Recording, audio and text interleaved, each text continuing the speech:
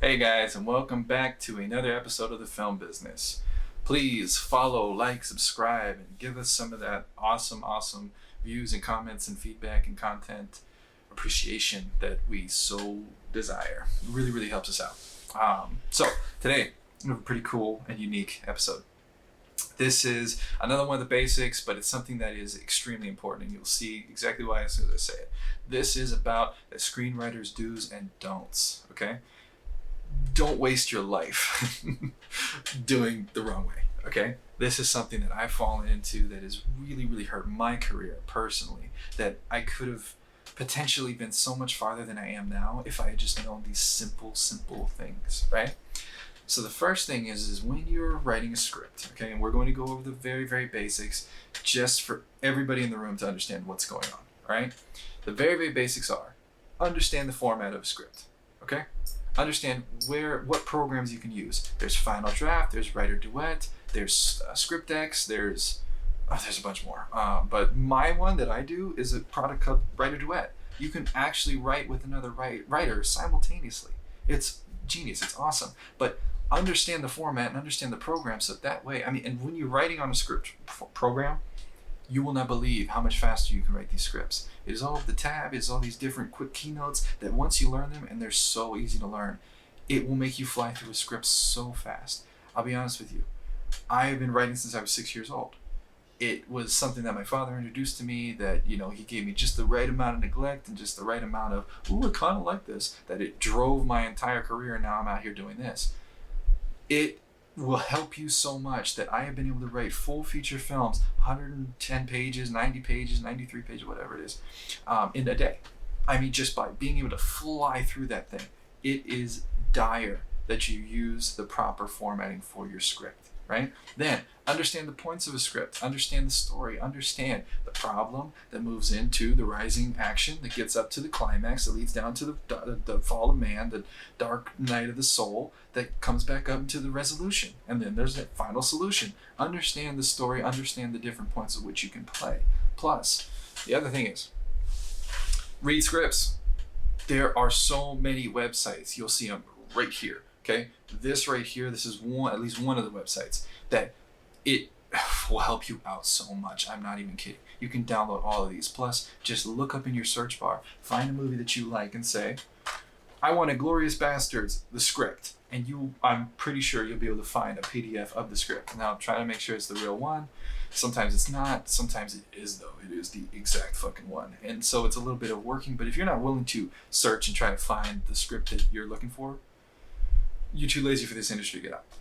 Just don't even play around. Don't be lazy. Find your stuff. Do your research. Do your homework. The best thing is for a writer is to be a reader. Read diligently, understand what's going on before you start writing a script. Before you have written your first script, go and read 3. Just do it. 3 completely different ones. Just read them. It will help you so much into understanding how it works. Then understand the different types of scripts. What is the difference between a director's script versus, a screenwriter script? And what is a producer script? How does that work? What is a shooting script? There's a variety of different scripts out there. I'm not going to go through all of them. But the fact is, you need to understand what a script is and how to write yours. So read, understand, look it up. There's so many YouTube videos that go into specific depth, just like mine, with exactly what I'm talking about. I'm going over kind of a broad, spectrum of the answer. But there are ones that literally take you through line by line. This is how you do a script. Plus, you should understand how to do a script analysis. Go and research this. This right here will help you understand why we do the things that we do in screenwriting. What is the character feeling, and why are they feeling this way? How do we portray that? A script is not a book, so you are now going to take a character and expose a certain emotion through a script that the actor is now going to latch onto, and they need to understand how to emote that feeling, right? And the dialogue, why do we have so much white? Plus, there's another thing too. When you are selling a script, okay, what are the page links that the industry is looking for? What is industry standard? What is the industry going to search for when they first see your script? Because I'm telling you, the industry will look at your script so different, right? Any of those script readers, I guarantee you, they will look at it very differently than what you're expecting. So understand these things, because those are the people that you're going to be sending it to when you send it to a festival, right? Understand where your script is going to go, what its purpose is, what you're wanting to do with it. If you're wanting to sell it, short, sweet, to the point. Okay? Do not be putting in all these descriptions, all these extra plots and different things or whatever. They don't need to be in there. You are just telling the story, making it quick as fast as they can. Because most script readers are going to grab the top of their finger and read. Now, they also want to know the exact pages that, if you know your stuff, which you say, page 17 should hit a problem. Page 1 is the one where it kind of dictates the entire script and what it's going to be. So if your page 1 is nothing but sadness and depression, that is what the industry instantly goes, oh, that's going to be the whole movie. Even if it's not, that's just how they work. This is what this is. So understand those things. Understand that, where do they expect the problem to be? Where do they expect the solution to be? Especially if I'm just selling this. Because if you're just selling this, you need to follow these rules. If you're not selling this and you're pitching this to a director, or you are making this yourself, or you're already working with a director, then things can be a little bit more lenient. You can kind of figure some things out. You can extend things. You can play with it. But that's a whole different type of script. So understand the script and what it is. Now, as a screenwriter, you should also understand, what content are you making for who? You need to be able to answer these questions, because when you're pitching your script, you need your logline, you need your synopsis, you need your one-pager. Usually you'll need a pitch deck, so you need to understand the flow of the character, the way this camera work looks, how it's colored, what's the lore, what's this, what's that. You have to be able to answer all of these questions, and most times they want all of the work done, if you're selling it especially, for them, so that they can look at it, glance at it, and see. Most of these industry professionals and most of these people as far as the readers and the companies, they see about 100 a day, right? It is a crazy amount of scripts that go in. And the problem is that most scripts that they see are not even in format. So they just kind of burn through these. And once they see something they don't like, it's very hard to find a script reader or somebody that has the integrity to push past that. When they see it, they just go, whatever, and they just, bland through it, go. I can't tell you how many times that my content, which is usually, it's very intense and it takes on a different light, and it's something that, it's not like it's hard to understand, but it's one that it goes a different direction than most people would go.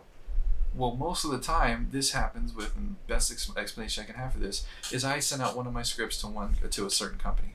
When I got the notes back from that company, they told me that they wanted the couple to argue. That was their notes.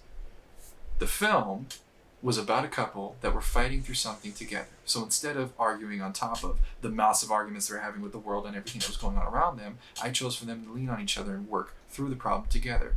Industry standard dictated, and this industry professional didn't approve of that. They wanted these people to argue.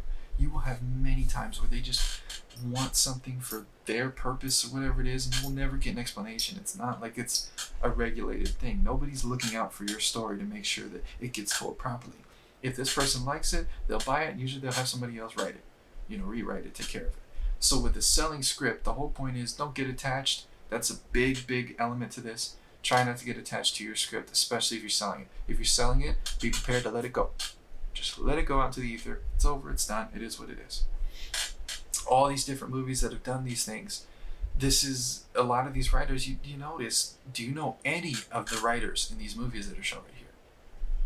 Not really, not off the top of your head. Most of the time, they're writers that they have a name in the industry, but none of us outside appreciate them. The writer is the one who gives everybody a job, yet instead, most of the time, they are treated like shit. So be prepared for that kind of thing. Now, if you're making these content, you're making these movies, and you're the writer, if you are a film buy, like this is something, film buy means you wrote and directed the film. That's what it means. So, put film buy your name.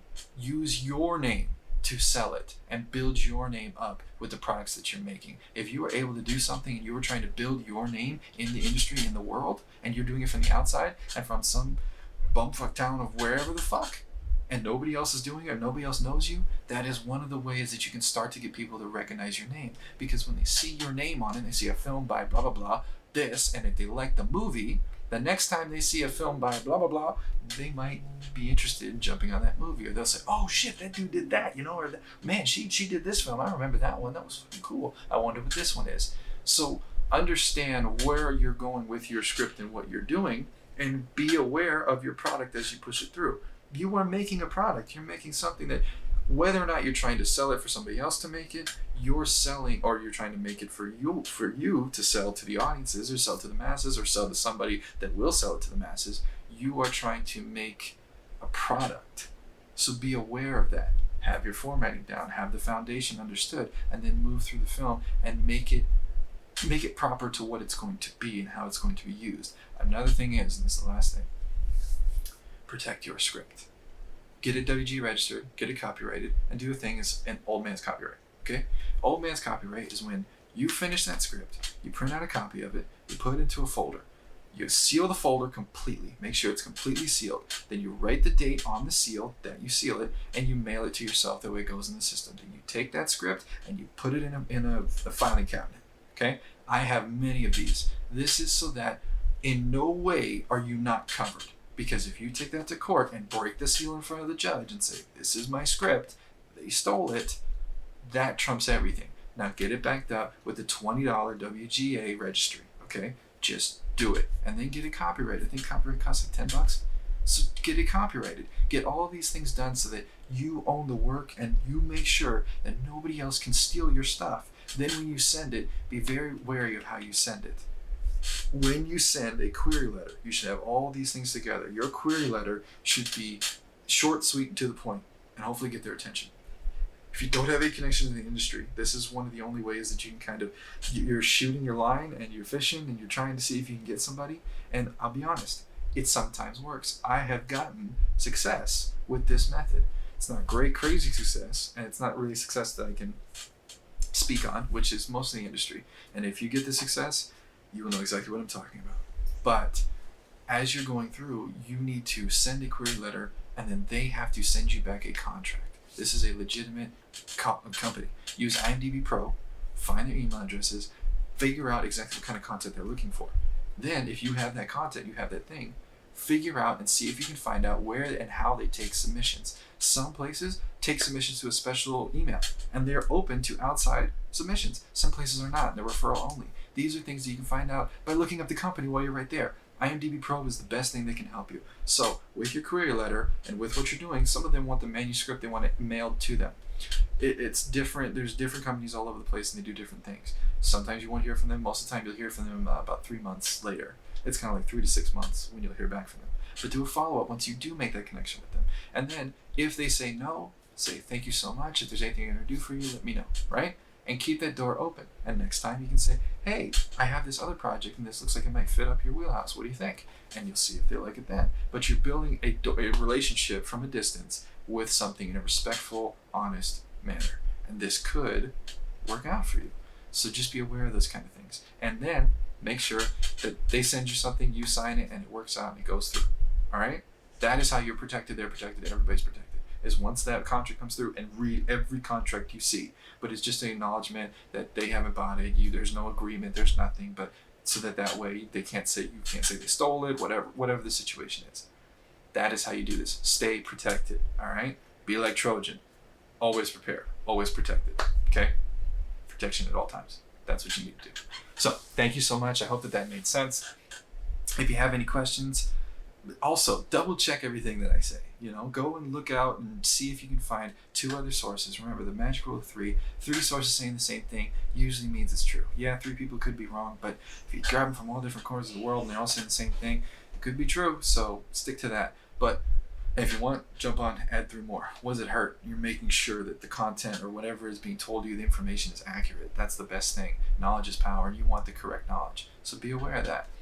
Thank you so much again for watching. Please like, subscribe, comment, review, send us feedback. You can follow us at dangerdogproductions.com, Danger Dog Productions Facebook, Danger Dog Productions YouTube, and at dangerdogproductions.com you can actually get merchandise and help feed the Danger Dog, Put some food in this bowl. That stuff's really awesome. It really helps us out. Plus you get to walk around some cool merch, some cool stuff. So thank you so much for everything that you guys do. Thank you for watching. Thank you for supporting the show. And we'll see you on the next one.